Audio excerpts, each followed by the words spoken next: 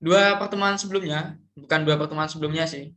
Pada pertemuan yang kita ada di dalamnya, itu kita bahas mengenai hukum Newton tentang dinamikanya. Kita belajar tentang gerak yang lurus dan juga kita belajar gerak yang melingkar juga. Dan kali ini kita akan bahas mengenai gravitasi, lebih tepatnya hukum Newton tentang gravitasi. Baik, kita langsung saja. Nanti ada 3 soal. Nanti kita belajar bareng-bareng gimana soalnya. Oh, pertemuan sebelumnya saya nggak ikut karena ada kelas Olim Kimia. Oke, terima kasih. Siap, siap, siap. Nggak apa-apa. Nggak sesuatu yang berhubungan. Jadi bisa kita loncat-loncat nggak apa-apa. Karena kita isinya tuh latihan soal itu. Baik, pada soal pertama, tinjaulah sebuah benda yang diluncurkan vertikal ke atas permukaan bumi. Jika gesekan dengan udara diabaikan, besar kecepatan awal minimum supaya benda tidak kembali ke bumi adalah V. Jika massa bumi M, maka benda M, massa bumi M besar, M kapital, massa benda M kecil, dan jari-jari bumi adalah R kapital, maka V kuadrat berbanding lurus dengan apa? Jadi kita diminta untuk ada benda diluncurkan ke atas bumi, roket mungkin, atau mungkin apapun. Terus kecepatan awalnya berapa biar benda itu tidak jatuh kembali ke bumi. Itu. Dan kecepatan itu dia berbanding lurus dengan apa? Nanti kita akan bedah. Ini adalah bentuk dari sistem sistem yang akan kita tinjau. Ada bumi kita bulat. Jari-jari bumi kita itu adalah RA, saya simbolkan RA. Dan nanti benda kita itu akan kita luncurkan, akan kita lempar, entah itu apa, ke atas. Arahnya seperti ini. Bentar. Nah, arahnya ke atas. Dan jarak dari pusat bumi ke benda itu diluncurkan, itu adalah RB. Nanti kita bisa, saya kurang tahu kalau jam 4 Kak. Saya kira baterainya habis. Saya tidak buka grup Kak,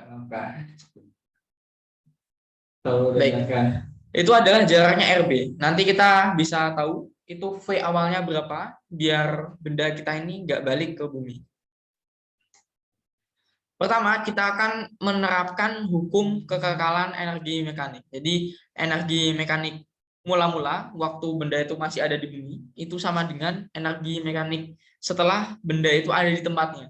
Pokoknya di tempat mana, nggak tahu. Nah, oke. Kita tulis dulu kekekalan energi mekanik. Kita di sini pakai energi potensial dan energi kinetik. Energi potensial di A, energi potensial di sini, ditambah energi kinetik waktu di bumi, sama dengan energi potensial waktu benda itu di bumi, ditambah dengan energi kinetik waktu benda itu dia di tempatnya setelah dibuang. Terus berapa nilai-nilai masing-masing ini? Dari gaya gravitasi, itu kan rumusnya G, ini harusnya kuadrat. Saya lupa, kayaknya iya kuadrat, atau enggak sih? G, M besar per M kecil. Ini harusnya kuadrat ya? Iya kan? Konstanta M kapital, M kecil, terus R kuadrat. Ya, ini harusnya R kuadrat. Jadi waktu dia di bumi, itu kita pakai jari-jari yang bumi. Terus energi kinetiknya kan dia ada kecepatannya. Karena kan kecepatan itu yang mau kita cari. M-nya pakai M benda. Terus waktu dia di tempatnya ini, itu kita pakainya RB, karena ada jarak setelah dia lepas itu. Terus VB-nya, nah rahasia. Ini ya, saya ulangi lagi, ini harusnya kuadrat. Ada perubahan di sini, yang berubah itu adalah RB, dan juga ada V. Kenapa RB dia jadi 0? Bukan 0, ini tak hingga. Bukannya tak hingga sih, tapi sangat besar. Karena kan ketika benda itu dia nggak kembali, berarti kan dia ke jauh nggak tahu kan, ke jauh nggak tahu, yang jaraknya itu besar sekali, lebih besar, jauh lebih besar ketimbang jari-jari bumi. Pokoknya jauh lah.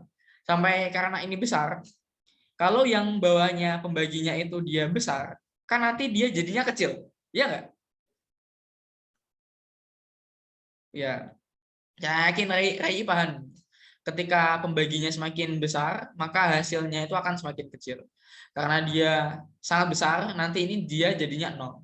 Terus VB-nya itu kan nggak balik. Bisa jadi dia jauh tak terhingga, terus kecepatannya entah itu dia ngambang di angkasa, entah dia itu jalan tapi pelan-pelan, ya pokoknya pelan-pelannya itu kecil. Ini asumsi yang penting itu di situ. Dia bisa jadi di jauh sekali dan juga lambat sekali. Kalau kita buang ke angkasa dan nggak balik seperti itu. Terus karena sama-sama 0 bisa kita sederhanakan, jadinya 0, 0, masih salah, R-nya masih salah, R-nya R kuadrat. Dan ini kita bisa jadikan seperti ini. Setengah MV kuadrat A, kecepatan mula-mula kita, sama dengan G, M kapital, M bumi, dan juga M benda, per R kuadrat. Dan jadinya, yang ingin kita cari adalah ini. Jadi V kuadrat itu dia sebanding dengan apa? Ternyata V kuadrat itu dia sebanding dengan konstanta gravitasi, dan juga adalah massa dari bumi, massa dari planet, dan juga jari-jari nggak sebanding. Berbanding terbalik dengan jari-jari kuadrat. Jadi jawaban kita adalah itu. Kan pertanyaannya adalah V kuadrat dia berbanding lurus dengan apa? Maka dia V kuadrat dia berbanding lurus dengan 2G M kapital per R kuadrat. Wah, saya harus ngedit lagi. Gimana? Dari Raya ada pertanyaan? Ngerti Kak, konsepnya ngerti Kak. Oke, siap. Makasih. Baik, kita ke soal selanjutnya. Ini soal yang saya suka. Soalnya ada vektor-vektornya. Pada titik-titik sudut sebuah bujur sangkar dengan panjang sisi A, masing-masing ditempatkan benda bermassa M. Jadi ada kotak, masing-masing titiknya itu ada M-nya. Jika besar gaya gravitasi yang dialami oleh salah satu benda, itu besarnya adalah G M kuadrat per A kuadrat dikali X. Maka besarnya X adalah seberapa? Jadi kita punya sebuah benda kotak persegi, jadi jaraknya masing-masing sisinya itu sama, dan salah satu bendanya itu masanya sama ya. Itu adalah ini. G M kuadrat per A kuadrat dikali X. Nah, kita diminta nyari X-nya itu berapa? Gimana? Rai ada ide nggak untuk nyelesain ini? Mungkin ide awalnya aja, mungkin kita gambar kotak misalnya Kak, terus kita ngapain gitu? Kira-kira ngapain? Atau jangan-jangan Rai udah terbesit, oh jawabannya 2 misalnya.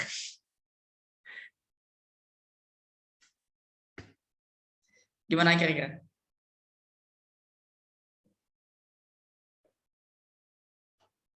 Jika besar gravitasi lewat salah satu benda. Jadi lo masih nggak kebayang sih gambarnya gimana sih Kak? Saya. Oh iya, kita gambarin aja dong. Simsalabim. Nah, udah kita gambar. Okay. Jadi kita punya persegi kan, katanya kan tadi persegi. Nah, katanya tadi persegi kan. Pada titik-titik sudut sebuah bujur sangkar dengan panjang sisi A, masing-masing ditempatkan benda bermassa M. Jadi kita punya bujur sangkar kotak, masing-masingnya itu kita kasih massa M. Jika besar gaya gravitasi yang diambil oleh salah satu benda itu adalah ini, maka besarnya X itu gimana? Kita pertama buat bujur sangkar. Terus saya nggak tulis M-nya, tapi kita udah tahu kalau masing-masing A, masing-masing B, masing-masing C, masing-masing D itu dia punya massa M. Nah, berarti kalau bilangnya gini, kalau bilangnya salah satunya itu punya gaya F, kan berarti nilai gayanya kan sama. Karena kebayang nggak? Karena kan masanya kan sama. B sama, C Sama-sama sama. dan sama-sama di pojok semua. Iya, Ya betul. kan? Di pojok semua. Berarti dia persis, sama persis. Gayanya kan sama persis. Maka kita bisa pilih salah satu. Nggak harus semuanya. Karena kalau kita pilih di A, pilih di B, pilih di C, pilih di D, dia tetap hasilnya itu sama perhitungan kita. Maka saya pilih di A. Saya pilih di A. Maka pasti di A, nanti dia ditarik oleh benda B. Ya kan? Karena kan kalau katanya kan ada massa ditarik gitu. A ditarik B. Dan A ditarik C. Terus A ditarik oleh D. Ya enggak? Nah, maka dari informasi tadi, jumlah gaya di titik A itu sama dengan gaya merah, gaya kuning. Saya tuh harusnya hijau, tapi malah saya tulis B, biru. Anggaplah yang biru ini, yang hijau ini biru ya. Merah, biru, kuning. Nah, hasil totalnya ini, resultan gayanya ini adalah G M kuadrat per A kuadrat dikali X. Maka tinggal kita, pertama-tama ya kita tahu rumusnya tadi, yang kita pakai tadi. Kan bisa kita uraikan. Yang paling sederhana, yang paling, waktu saya lihat soal ini, yang paling kepikiran itu saya ngurai merah dengan hijau dulu, atau biru. Merah dengan hijau dulu. Kan mudah kan, siku-siku tinggal di itu kan, dijadiin seperti Pitagoras itu, yang Pitagoras. Terus yang merah nanti di akhir, setelah saya merah dan hijau ini saya tambahkan, tinggal saya tambahkan yang kuning. Di pikiran saya itu langsung kayak gitu.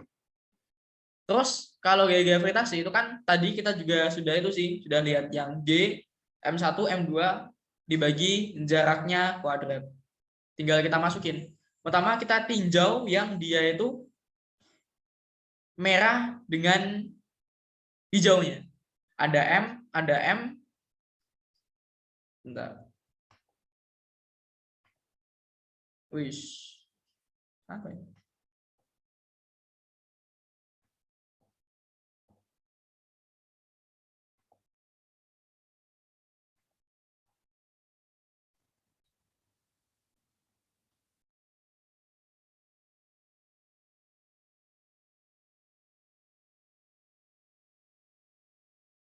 Nah, ini kan, oh iya, lupa. Ini kan ada M. Ada M, ada M. Dan jaraknya masing-masing sama. Kan ini sebenarnya Pitagoras kan? Jadi resultannya itu, resultan yang arahnya ke sini, itu kan F merah hijau. Merah hijau. Merah hijau kuadrat sama dengan gayanya ini. Karena ada M-nya sama, M1, M2, karena M1 dan M2 sama, nilainya sama-sama M, maka kita bisa jadikan M kuadrat. Terus karena jaraknya itu A, R besarnya itu sama dengan A, maka R besar kuadrat, maka dia sama dengan A kuadrat. Maka G M kuadrat dibagi A kuadrat dikuadratkan. Ini Pitagoras. Nilainya sama persis. Maka kita dapat dari sini itu dia resultannya arahnya ke sana dan nilainya adalah ini. Terus kita tinggal tinjau yang satu lagi, yang dia itu yang kuning tadi. Yang kuning dia lebih sederhana, karena kan full cuma satu. Ini dari Pitagoras juga. Ini A, maka panjangnya ke sana itu kan juga A akar 2. Karena kan di sini kalau kita tarik garis paralel juga, yang paralel dengan merah, kan nanti dia jadi segitiga siku-siku. Siku-siku sama kaki. Tinggal kita dapat ini, kita masukkan nilai dari R-nya. R-nya adalah A akar 2 dikuadratkan. Maka kita dapat G M kuadrat per 2A kuadrat. Seperti itu. Tinggal kita jumlahkan. Kan keseluruhan sistem kita itu dia sama dengan ini kan, jumlahan ini. Resultan yang merah dan hijau sudah kita dapat, hasilnya ini. Dan tadi diketahui jumlahan keseluruhan sistem kita ini, sistem vektor kita ini itu adalah ini. G M kuadrat per A kuadrat dikali X. Dan FK yang kuning, GM kuadrat per A kuadrat dikali setengah. Maka kalau kita coret yang depannya ini kan ada GM kuadrat per A kuadrat, ada GM kuadrat per A kuadrat, ada GM kuadrat per A kuadrat. Maka bisa kita coret, tinggal koefisiennya. Koefisiennya ada X, ada akar 2, ada setengah. Akar 2, 1,41, dan setengah 0,5. X-nya sama dengan 1,91. Gimana, Rai? Apa yang ada yang ingin tanyakan?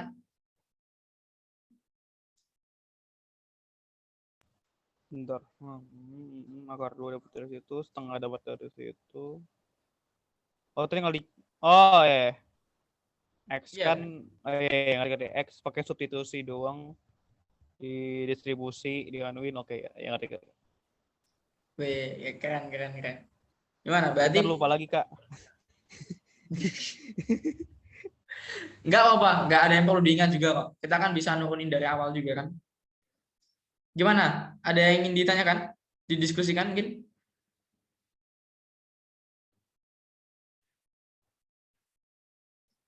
Cukup ya?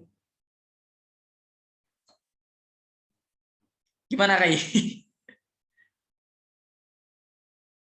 Oke. Jadi Iya, kalau yang mana soal ya? gini apa ya? Kalau saya tuh, kalau soal fisika gini, kadang kalau mikir jawaban tuh bukan mikir jawaban angka, bahwa kayak patokan. Intinya harus lebih besar dari segini gitu, Kak. Oh ya, ya sih, ya juga. Betul. Kadang saya juga gitu sih. Tapi emang saya juga udah jarang ketemu soal yang kayak gini misalnya.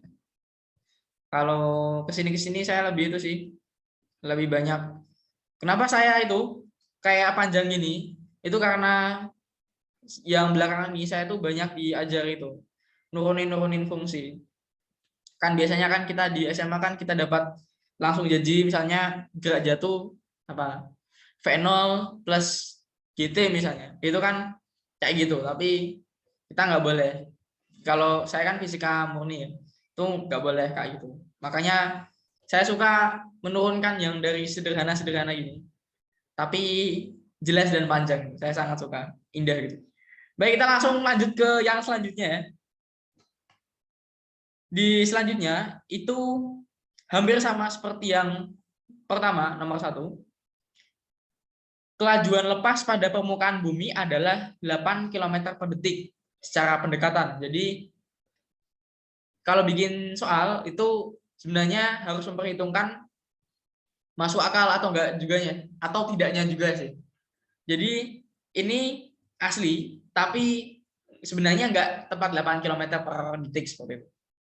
Maka kecepatan lepas sebuah planet yang memiliki jari-jari 4 kali jari-jari bumi dan masanya 100 kali massa bumi adalah gimana? Kak, kita ke sebenarnya ini bukan dasar sih, karena ini juga sebuah turunan. Jadi kecepatan lepas itu dia didefinisikan sebagai akar dari 2 GM per R. Ini yang kita turunkan tadi. Persis, ini yang kita turunkan tadi. Per R. Lalu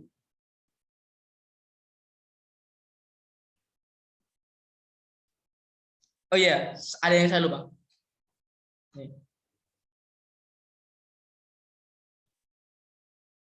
Ini saya tuh lupanya gini.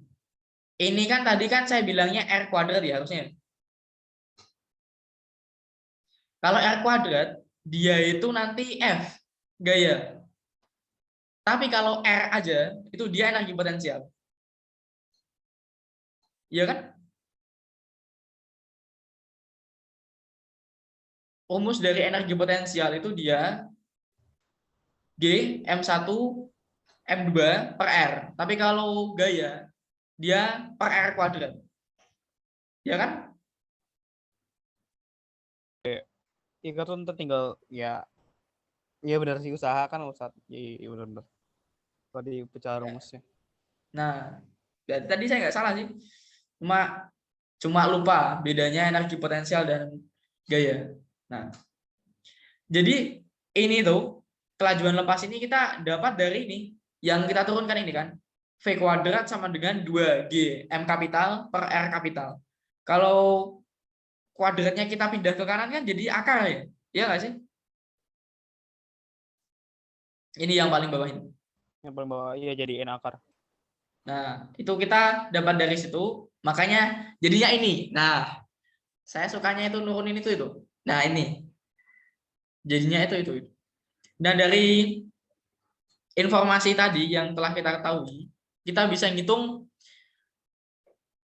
kecepatan lepas ketika kita ada di planet lain. Nah, langsung seperti ini. Langsung kita masukkan kan? Kan kita udah itu tadi, udah ada pengetahuan bahwa kecepatan lepas itu adalah akar 2G, 2 konstanta, dikali massa planet, dibagi jari-jari dari planet.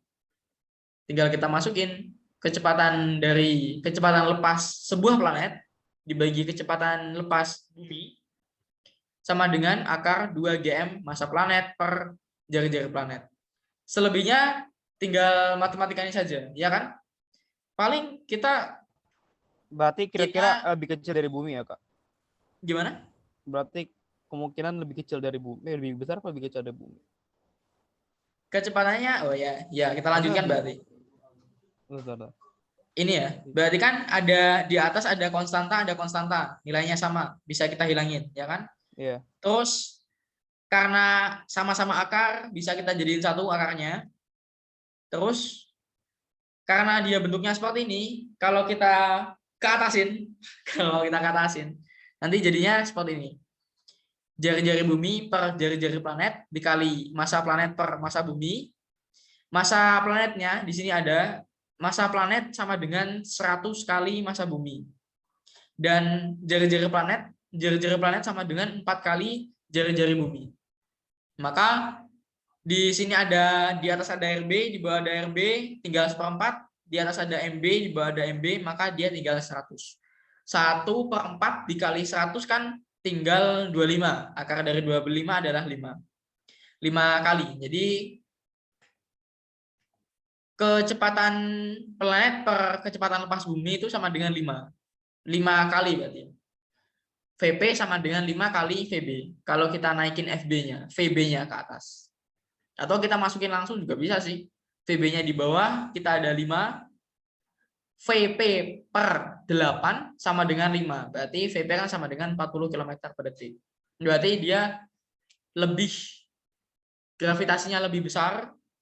Karena gravitasinya lebih besar, maka kecepatan awalnya itu biar nggak jatuh lagi, dia itu juga harus lebih besar. Jadinya 40 km per detik. Gimana? Enggak. Logiknya dapat, Kak. Logiknya dapat. Oke, siap. Udah nggak ada pertanyaan? Nggak ada. Soal saya, kalau dipikir-pikir juga kalau massa lebih besar sama jadi lebih besar, ibaratnya kayak di matahari dan Jupiter aja kalau saya pikir. Jadi saya pernah baca gravitasi lebih besar. Jadi ya seperti itulah berarti. Iya, betul. Nah, betul. Saya suka pola pikir konsep yang kayak gitu. Sebenarnya gini, kalau nanti Rai masuk di jurusan yang fisika dan sains, fisika dan engineering sih, lebih ke engineering. Itu nanti ketemu persamaan diferensial. Saya sangat suka persamaan diferensial, itu karena kita bisa menurunkan sebuah fungsi bahkan dari kita nggak tahu bentuknya fungsinya itu gimana. Misalnya ya, nanti kita itu bisa nurunin fungsi gila jatuh bebas dari sekedar tahu ini. Kalau gravitasi bumi atau planet itu tambah besar, maka jatuhnya benda itu tambah kencang. Dari itu, nanti kita bisa nurunin rumus yang itu. V sama V0, VT sama dengan V0 plus GT. Nanti bisa nurunin H sama dengan apa? V0T plus setengah GT kuadrat dari itu. Dan sekedar kita bilang, kayaknya massa bumi, kalau massanya planet tambah gede, nanti kecepatannya harus juga tambah gede. Kalau jari-jarinya tambah gede, apa yang tambah gede itu bisa diturunin. Kita tinggal masukin apa aja kira-kira yang tambah-tambah itu, kita masukin ke persamaan diferensial, kita selesaikan, kita bisa dapat rumusnya. Dan kalau yang kita masukkan itu cukup, misalnya gini, kita kan tadi bilang, sekedar bilang yang bergantung itu gini, kalau masanya tambah gede, gravitasinya tambah gede. Kalau masanya tambah gede, kecepatan yang diperlukan juga tambah gede. Misalnya. Kan itu benar, tapi kurang jari-jari yang diperhitungkan kan. Jadi nanti hasil perhitungan kita itu mungkin bisa digunakan, tapi tidak seakurat kalau kita masukkan unsur jari-jari. Nah itu bagusnya. Nanti ilmuwan itu juga gitu. Kalau misalnya kok jari-jarinya nggak sesuai ya dengan eksperimen, walaupun kita udah ngitung, tapi kita harus menggunakan eksperimen juga untuk nentuin apakah hasil perhitungan kita benar atau enggak. Misalnya kok ternyata nggak sesuai dengan pengamatan, nanti tinggal kita tambahin, misalnya jari-jarinya misalnya kuadrat misalnya, atau mungkin masanya kuadrat, itu bisa dilakukan. Nah seperti itu. Sebenarnya cuma ini aja, cuma 3 soal untuk yang gravitasi. Karena saya sebenarnya perkiraannya itu ada teman-teman juga yang lebih banyak yang juga tanya, atau mungkin kita tanya ke teman satu-satu. Tapi sayangnya karena memang Rai sangat paham dan juga teman-teman juga nggak ada, kita les private. Jadi sebenarnya cukup untuk pembahasan gravitasi. Jadi terima kasih.